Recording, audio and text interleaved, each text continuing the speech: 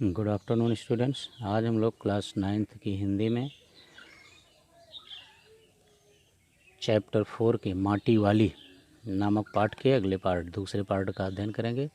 पहले पार्ट में आपने पढ़ा था कि जब माटी वाली टिहरी शहर में पहुंचती है अपनी माटी को बेचने के लिए, तो हाँ, जब वो अपना कंटर यानी कनस्तर रखती है तो एक छोटी सी बच्ची दौड़ी हुई आती है और वो कहती है कि तुम हमारे भी घर आ जाना। और इस तरह से वह माटी वाली जब उस लड़की के घर पहुंचती है तो उसकी माँ ला करके उसे रोटियां देती है और उसके बाद फिर रसोई घर में घुस जाती है। तो आइए इसके आगे के भागों का अध्ययन हम इस पार्ट में करते हैं। ये हमने पिछले पार्ट में पढ़ा था, लेकिन हम आपको बता दें कि यदि इस चैनल को अभी तक आपने सब्सक्राइब नहीं किया है तो चैनल को सब्सक्राइब अवश्य कर लें, वीडियो को अधिक से अधिक लाइक और शेयर करें, बेल आइकन दबा दें जिससे कि आपके सिलेबस से संबंधित वीडियो अपलोड होते ही उसका नोटिफिकेशन आपके पास पहुँच जाए। तो आइए देखते हैं उसके आगे के भागों को। माटी वाली के पास अपने अच्छे या बुरे भाग्य के बारे में ज़्यादा सोचने का वक्त नहीं था। माटी वाली यह नहीं सोच पा रही थी कि उसके जीवन के बारे में, भविष्य के बारे में क्या उचित है क्या अनुचित है, क्योंकि उसके पास इतना समय ही नहीं था। घर की मालकिन के अंदर जाते ही माटी वाली ने इधर उधर तेज निगाहें दौड़ाई। हाँ, इस वक्त वह अकेली थी और जब घर की मालकिन रसोई घर में घुस जाती है तो माटी वाली इधर उधर देखती है और फिर वह पाती है कि इस समय वह अकेली है। उसने फ़ौरन अपने सिर पर से डिल्ले के कपड़े के मोड़ों को हड़बड़ी में एक झटके से खोला और उसे सीधा कर लिया। और जिस लकड़ी के डिल्ले को लकड़ी नहीं, कपड़े के डिल्ले को जिस पर वो कंटर रखती थी वो कंटर को, उस डिल्ले को उसने एक झटके से यानी जल्दी से खोला और उसको सीधा कर दिया और फिर इकहरा कर दिया। खुल जाने के बाद वह पुरानी चादर के एक फटे हुए कपड़े के रूप में प्रकट हुआ। और जब उसका वह डिल्ला खुलता है तो इससे स्पष्ट हो जाता है कि उसने डिल्ले एक फटी हुई चादर का बनाया था। मालकिन के बाहर आंगन में निकलने से पहले उसने चुपके से अपने हाथ में थामी 2 रोटियों में से एक रोटी को मोड़ा और उसे कपड़े में लपेटकर गांठ बांध दी। और जब तक वह मकान मालकिन रसोई घर से बाहर आती उसके पहले उस डिल्ले में उसने अपनी एक रोटी को लपेट कर उसमें गांठ बांध दी थी। साथ ही अपना मुंह यूँ ही चलाकर खाने का दिखावा करने लगी और उसके साथ साथ वो अपना मुंह चला रही थी। चूँकि मालकिन रोटी दे के गई थी तो वो अपना मुंह इस प्रकार चला रही थी कि जैसे कोई देखने वाला अगर उसे देखता है तो ये जान ले कि वो कुछ खा रही है। घर की मालकिन पीतल के एक गिलास में चाय लेकर लौटी। उसने वह गिलास बुढ़िया के पास ज़मीन पर रख दिया।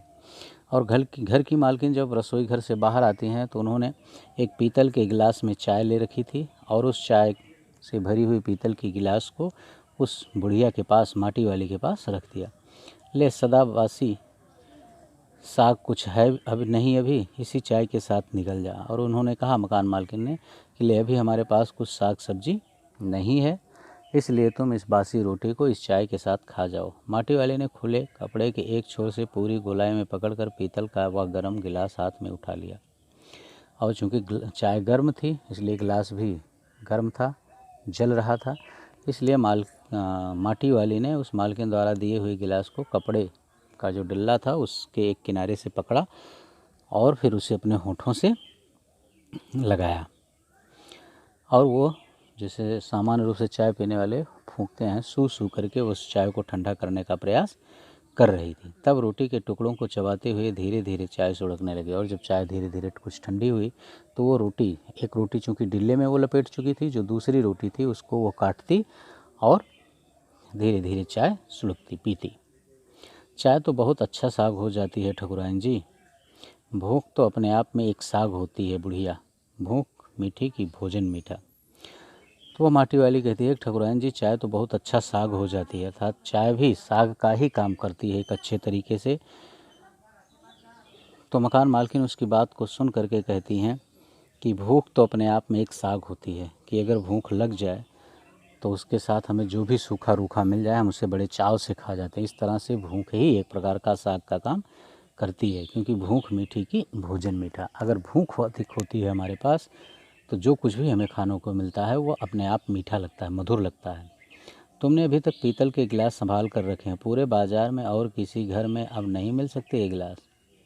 मकान मालकिन से कहती है वो माटी वाली कि मालकिन अभी तक आपने पीतल के गिलास संभाल कर रखे हैं, लेकिन अगर पूरे बाज़ार में देखा जाए इस टिहरी शहर में तो अब किसी के पास नहीं होंगे पीतल के बने हुए ये गिलास।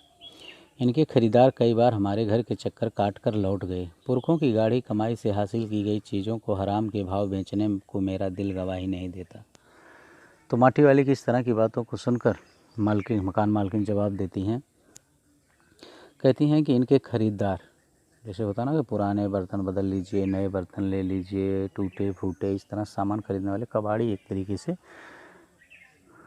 द्वार द्वार घूमते रहते हैं। तो उन्होंने कहा कि पुराने बर्तनों को खरीदने के खरीदार जो हैं वो कई बार हमारे द्वार के चक्कर लगा चुके हैं, लेकिन ये हमारे पुरखों की कमाई है, हम इसे औने पौने दामों में नहीं बेच सकते हैं।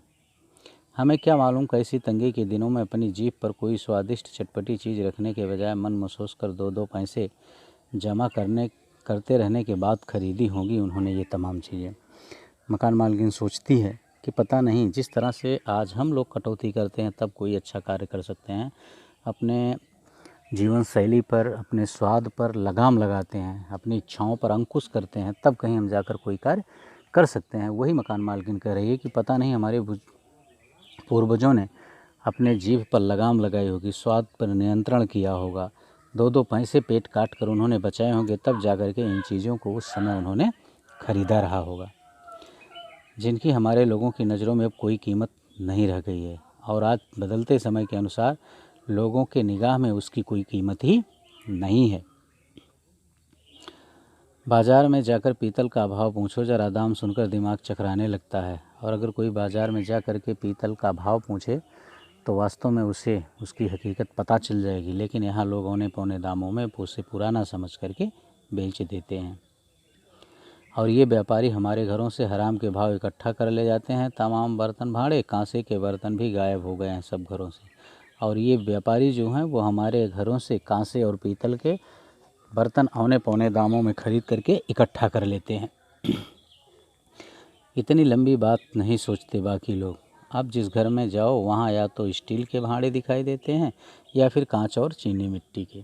मकान मालकिन से वो माटी वाली कहती है, लेकिन अब आजकल इतना कोई नहीं सोचता है, क्योंकि आजकल कहें भाड़े वाले बर्तन, आजकल आप किसी भी घर में जाइए तो या तो वहाँ आपको स्टील के बर्तन दिखाई देंगे अथवा चीनी मिट्टी या कांच के बर्तन ही मिलेंगे।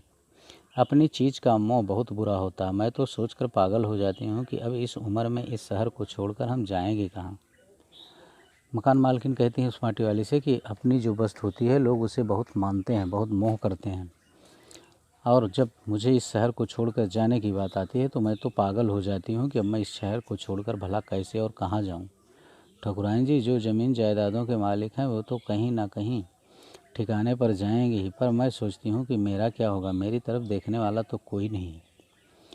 उस मकान मालकिन की बात को सुनकर माटी वाली कहती है कि मालकिन, ठकुराइन जी, जिसके पास जर ज़मीन है वो तो कहीं ना कहीं जाएंगे ही, उन्हें तो कुछ ना कुछ मिल जाएगा, किसी न किसी ठिकाने पर वो पहुंच जाएंगे। लेकिन जब मैं अपने बारे में सोचती हूँ तो मुझे बड़ा कष्ट होता है कि मेरे पास तो कुछ नहीं है, मेरी तरफ देखने वाला कौन है। चाय ख़त्म कर माटी वाले ने एक हाथ में अपना कपड़ा उठाया, दूसरे में खाली कंटर और खोली से बाहर निकलकर सामने के घर में चली गई। और जब चाय खत्म पी करके माटी वाली सामने के घर में चली जाती है, उस घर में भी कल हर हालत में मिट्टी ले आने के आदेश के साथ उसे 2 रोटियां मिल गईं। और वो जो नए घर में जाती है उसमें भी उसको कल ज़रूर हमारे यहाँ माटी ले आना, ऐसा आदेश और 2 रोटी उसको मिल जाती है। उन्हें भी उसने अपने कपड़े के एक दूसरे छोर में बांध लिया। लोग जाने तो जाने कि वह ये रोटियां अपने बुढ़े के लिए ले जा रही है, जिससे कि लोग जान भी लें कि ये रोटियां या माटी वाली अपने बूढ़े पति के लिए ले जा रही है। उसके घर पहुंचते ही अशक्त बुढ़ा कातर नज़रों से उसकी ओर देखने लगता है, क्योंकि माटी वाली जब अपने घर पहुंचती है तो उसका बूढ़ा पति जो है वह कातर निगाहों से, माने लालायित आशा भरी निगाहों से वो माटी वाली की तरफ देखता है। वह घर में रसोई बनाने का इंतज़ार करने लगता है। आज वह घर पहुंचते ही 3 रोटियां अपने बुढ़े के हवाले कर देगी। लेकिन आज माटी वाली सोच रही है, एक रोटी उसने चाय वाली मालकिन के हाथ से छुपा कर रख ली थी और 2 रोटियां ये ले ली उसने। तो वही कह रही माटी वाली, आज सोच रही है कि आज मैं पहुंचते ही अपने बुढ़े पति के लिए 3 रोटियां दे दूंगी और रोटियों को देखते ही उसका चेहरा खिल उठेगा। साथ में ऐसा भी बोल देगी, साग तो कुछ है नहीं अभी, और तब उसे जवाब सुनाई देगा, भूख मीठी की भोजन मीठा। लेकिन चूंकि केवल सूखी रोटियां मिली थी, इसीलिए माटी वाली कहती है कि मैं उससे अपने पति से कह दूंगी कि मेरे पास कुछ और साग वगैरह नहीं है, इसलिए तुम ये सूखी रोटियां ही खा लो। लेकिन जब मैं अपने पति से इस तरह कहूँगी तो वह प्रसन्न हो जाएगा और उसे जवाब मिलेगा कि भूख मीठी की भोजन मीठा। उसका गांव शहर से इतना पास भी नहीं है, कितना ही तेज चलो फिर भी घर पहुंचने में 1 घंटा तो लग ही जाता है। टिहरी शहर से माटी वाली का घर लगभग 1 घंटे की दूरी पर था, यानी बहुत नज़दीक नहीं था। कितना ही तेज चला जाए तब भी 1 घंटे लग जाते थे। रोज़ सुबह निकल जाती है वह अपने घर से, पूरा दिन माटखान में मिट्टी खोदने और फिर विभिन्न स्थानों पर फैले घरों तक उसे पहुंचाने का कार्य वह माटी वाली करती है। यानी माटी वाली सुबह ही अपने घर से निकल जाती है, फिर माटखान जाके मिट्टी खोदती है और वहाँ से मिट्टी लेकर उस टिहरी शहर के घर घर में जा कर के मिट्टी देती है। इसमें उसे लगभग 1 घंटे आने और 1 घंटे जाने में लग जाते थे। बस बच्चों, इस पार्ट में इतना ही। इसके अगले पार्ट में हम इसके आगे के भागों को लेकर पुनः आपके समक्ष उपस्थित होंगे। लेकिन यदि इस चैनल को अभी तक आपने सब्सक्राइब नहीं किया है तो चैनल को सब्सक्राइब अवश्य कर लें, बेल आइकन दबा दें और वीडियो को अधिक से अधिक लाइक और शेयर करना ना भूलें। Okay, thank you.